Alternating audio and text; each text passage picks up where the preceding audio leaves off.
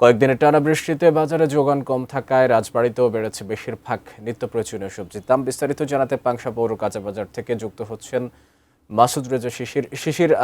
রাজবাড়ীতেও সবজির দাম বাড়তি বলা হচ্ছিল, কি অবস্থা? বাজার পরিস্থিতির খবর আপনার মাধ্যমে জানতে চাই।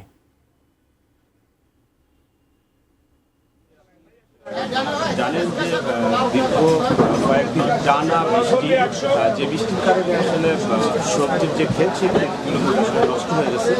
নষ্ট হয়ে যাওয়ার কারণে কিন্তু আসলে বাজারে সে প্রভাব কিন্তু পড়েছে। আমরা সকাল থেকেই বাজারে এসে যেটা দেখতে পেয়েছি, প্রত্যেকটা সবজির দাম কিন্তু আসলে বৃদ্ধি পেয়েছে। আমরা যদি বলি কাঁচা মরিচের কথা, যে কাঁচা মরিচ কিন্তু আসলে 200 টাকা কেজি বিক্রি হচ্ছে। আমরা একটু একজন ক্রেতার সাথে একটু কথা বলতে চাই যে এই বাজারের বর্তমানে কি অবস্থা? বাজারের অবস্থা ভালো না, কাঁচামরিচ খুব দাম বেশি।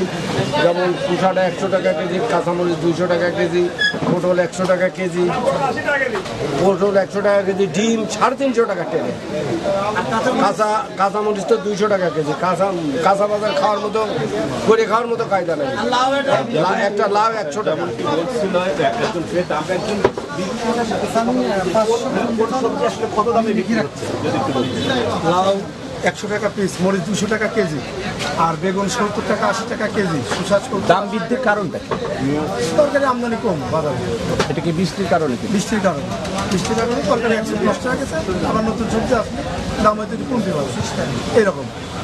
যেমন কি শুনছিলেন এই কাঁচা বাজারের যে পরিস্থিতি, সেই পরিস্থিতির কথা যদি বলি, আসলে রাজবাড়ী জেলাটি কৃষি বান্ধব একটি জেলা। এই জেলায় 400 হেক্টরের বেশি কিন্তু আসলে এই সবজি চাষ করা হয়। সেই সবজিতে আসলে বৃষ্টির কারণে, অতিবৃষ্টির কারণে কিন্তু সবজির যে ফলন সেটি নষ্ট হওয়ার কারণে এই রকম বাজার বৃদ্ধি পেয়েছে।